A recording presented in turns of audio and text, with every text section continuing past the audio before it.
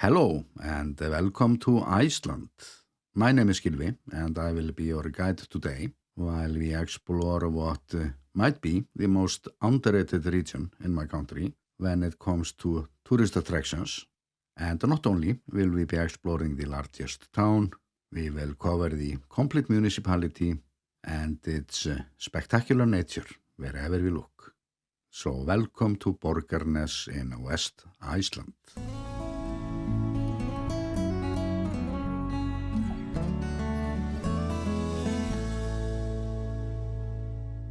As usual, we start the journey on a map using Reykjavik and the International Airport as reference points.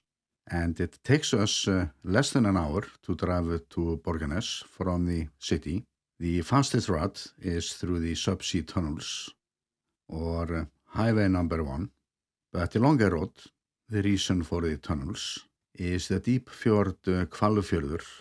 That means whale fjord. The traffic there is slower and we get beautiful scenery for the most part. So it's the ideal route for those who have the extra 40 minutes to do the detour. But since I covered the fjord in my video about the village Akranes, I'm diving straight down to Borgarnes this time. And starting with a wide view over this wide and deep fjord with all those nice little valleys.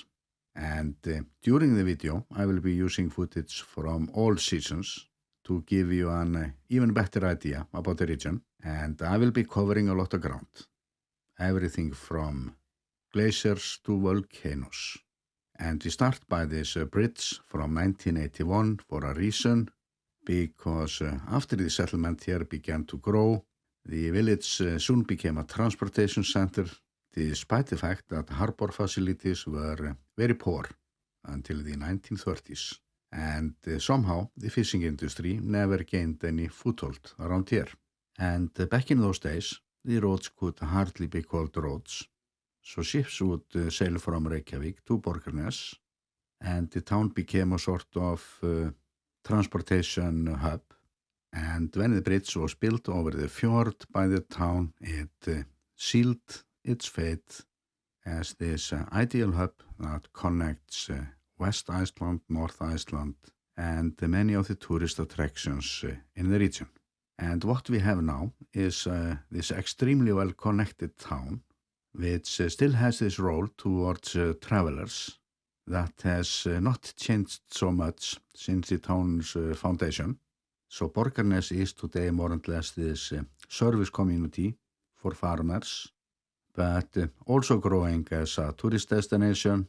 And I was actually filming this video bit by bit as I was driving through the last 2 years and doing some detours and always finding something new.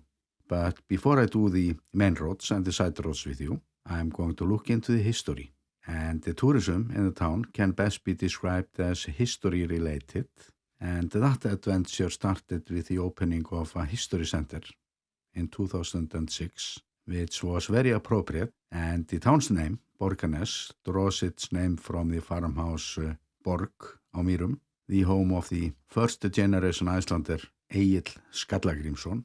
And Egill was a legend, a chieftain, farmer, Viking, berserk, and a poet. And an Icelandic psychologist was recently describing him as very likely suffering from attention disorder and very likely a psychopath, which makes the saga of Egill stand out when it comes to the old Icelandic tales, or the drive, the harshness, vindictiveness, greed, solitary, and stubborn spirit that was spiced up with the love for poetry and stories. The exhibition is located in some of the oldest houses in town that also houses a restaurant, and this is what got the town into the tourist map. And we don't have to go far away from the museum to find historical sites.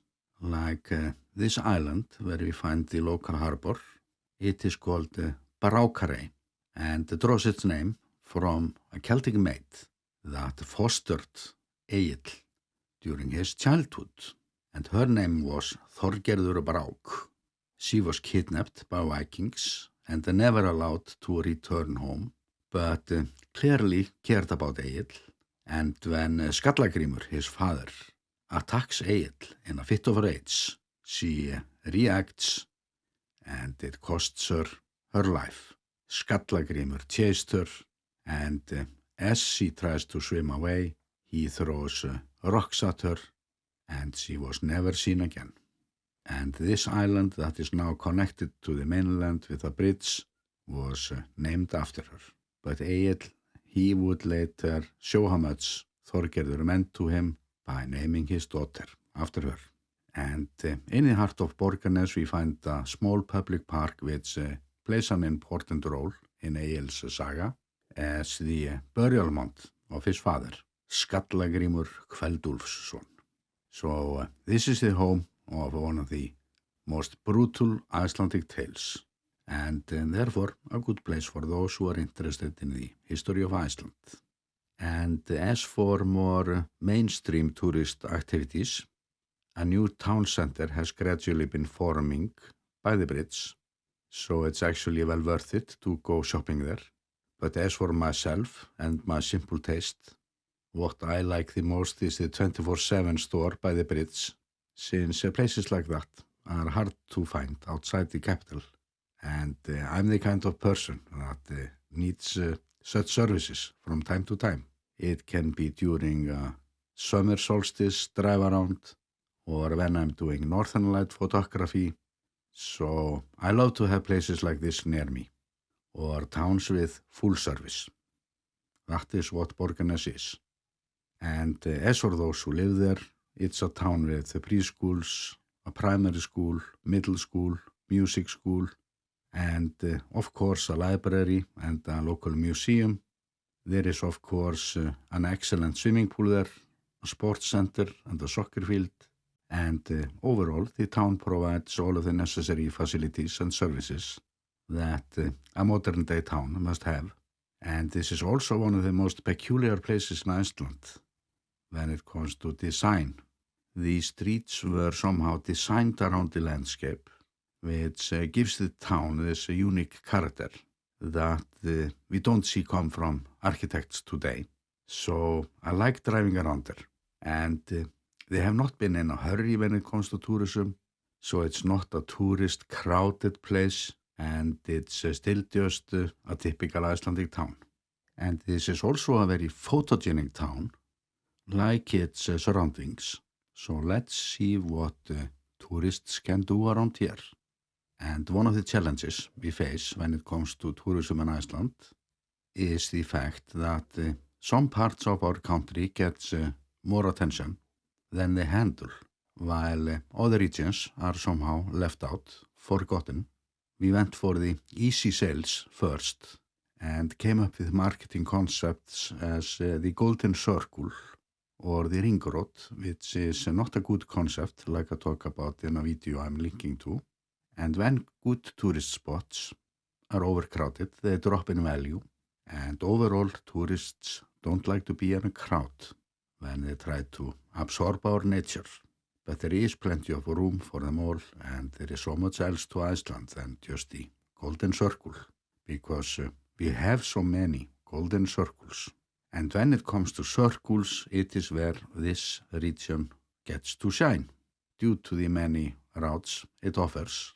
And one of my own golden circles, it starts by the Þingvellir National Park, where we find a mountain road to the Borgarnes region. It is a summer road. We can go it on all cars, but we have to be careful on the small cars. And even though this road is not very long, we will drive by one of the largest shield volcanoes in Iceland, Skjaldbreiður.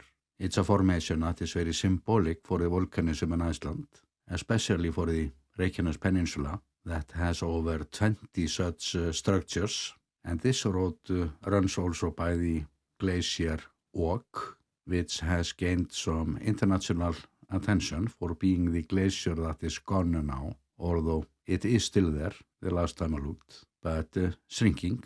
And this is a great place to look at other melting glaciers. It's in a way like a trip to the highlands, and we are actually on the highlands, just doing it the easy way. And those formations, they are by the part of the plate boundaries that some say it's dying, while others say that this part of them is just waking up now. And on our way to the municipality Borgarbyggð, we will drive by the mighty Langjökull glacier, and that is where the local tourism industry starts. There is a road that leads us all the way to the footsteps of the glacier, but I would not do that one on a small car. But we can't get any closer to a glacier on a car here in Iceland. So it's a playground there for snowmobiles and jeeps, and sometimes idiots on Toyota Yaris, like in this case. But the main attraction is a man-made ice cave, which is a popular tourist destination, and they even have a chapel in there, or perhaps the coolest place in the world to get married. And from the glacier, which covers at least 2 volcanoes, we can drive down like we were in a time machine, or all the way from the ice until we see the land being exposed for the first time. We start to see some vegetation, even temporary waterfalls like this one. I'm not sure if it's still there. And then we start to see down to the green valleys. So we go through all these enormous contrasts in less than 2 hours. And now, when we are down to the lowlands, we find this lava field that came into being during the 10th century. It's 200 square kilometers and originates under the glacier, Langjökull. And this place has one very strange feature, because a river found its way under the lava field, and it appears here, fully filtered water, forming this very special waterfall, Hraunfossar. And I'm linking to a longer video I have from here, but I would like to film it again, or one of the places that I can film again and again. It never looks the same. And as we move on our way to the village Borgarnes again, we find a hot spring called the Deildartunguhver. It is one of the most powerful hot springs in Europe. It's the hot spring that keeps the houses in Borgarnes warm and the dishes clean. And nowhere in Iceland is the luxury of having hot water as visible as here. It's just spitting up from the ground, boiling hot, no pumps needed, only the pumps to get it into the village. And beside the hot springs, we find new nature baths and a restaurant. And such facilities, they are popping up all around the country now. But tourist services, they have been practiced here for a long time. Like inside the fjord, where you find Reykholt. It's a tiny village, and once the home of Snorri Sturluson. And many historians believe that Snorri was the historian that documented the story of Egill. And it might have been the hot baths that helped him to get so much done. And he even had private tunnels from the house to make the bathing simpler. So it's nothing new about using hot springs here in Borgarfjörður. And one of the things that I love about this fjord are the many valleys that we can find that offers us many detours to choose from. Even valleys where hardly any tourists visit. So some are more tourist-friendly than others as for service. This is also the place where many go salmon fishing, which is one of the oldest tourist activity here in Iceland. But I'm more for shooting the salmon with my Nikon, and it's free. So I'm leaving a link to this place where we get this annual show by one of the many waterfalls around. And as we get closer to Borgarnes again, we are on highway number 1. So we have a university here amongst those ancient craters that are a part of a 90-kilometer long volcanic system that stretches all the way into the Snæfellsnes Peninsula. And this crater has an interesting name, or Grábrák, that means grey underwear. And a bit further north we find the mountain Baula, which is one of the signature mountains in the region. And from here the highway runs through a deep valley up on a mountain where we often drive into a separate weather system, or when we enter North Iceland. And this is one of the reasons why Borgarnes is this ideal hub This is an excellent area for northern light photography due to how wide the fjord is. But when it so happens that we get a thick cloud cover around here that's blocking the northern light show, it doesn't take us long to drive into other weather systems. And on our way back to Borgarnes, we can do yet another circle and stop by in a little community called Hvanneyri, where we can look at the Agriculture University and the Agriculture Museum. It's a beautiful little town around that. But the municipality, it stretches to the north as well. And first we find this vast area called the Mýrar or wetlands. And it's one of the largest wetland area. And it's on some of the oldest bedrock in the country. And this area is very sparsely populated. And since I mentioned geology, we don't have to drive far to find ourselves in a valley like this, where we hardly find any tourists. But this is the same volcanic system that we found by the university. And this is a place to find truly amazing formations. And there are many fantastic hiking routes around here as well. And like often here in Iceland, the best hiking routes can be found close to the volcanic systems. And this is also a place of rich history. There was a monastery here and many important priests and scholars resided here and many outlaws as well, plus all the trolls. So this valley is not just about geology and I still have much work unfinished here. But like many of our photogenic places, this one needs good light. So I still haven't got the perfect set of photos and videos. But when I do, this valley alone is excellent material for a video on its own. So it's one for the list there. And after we leave the valley and drive north toward the Snæfellsnes Peninsula, we are still within this large municipality and it's not hard to find the Eldborg Spettercone. It's a bit odd to see it there, quite lonely with the so-called Ljósifjöll volcanic system in the background where it originates. But like any good piece of architecture, it's easier to enjoy it with nothing around.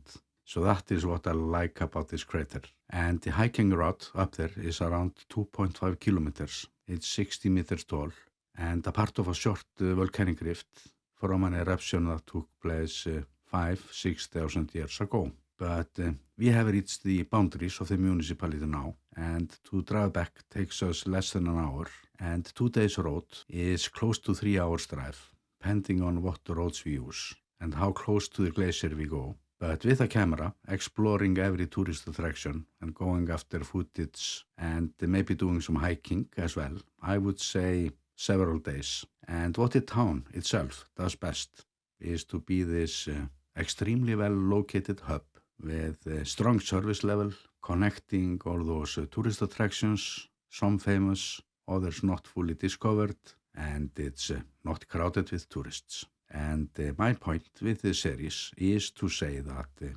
Iceland is a big country, and the tourist hotspots are not always reflecting the best of our nature. And for many, the best of our nature is where you can be alone, inhale the nature and the history. So I see it as very important for tourists to know how many options we have. I will be covering every town in Iceland by time, and I try to be brutally honest if needed, especially if I see that the local people could do better. But in this case, to be brutally honest, I would say that they could do a bit better job when it comes to marketing, or to market this as a package, as I see it. But then we are in no hurry. All the necessary services can be found around here, and I'm just fine with that. And if you want to support this production, there are links in the video description. It has taken me some time to work out my approach, so I have replaced some of my older episodes and might continue to do so. But first and foremost, this is a long-term project in order to cover the things that you don't see in the tourist brochures. And I hope you enjoyed this, as I'm sending you best regards from my home country, Iceland.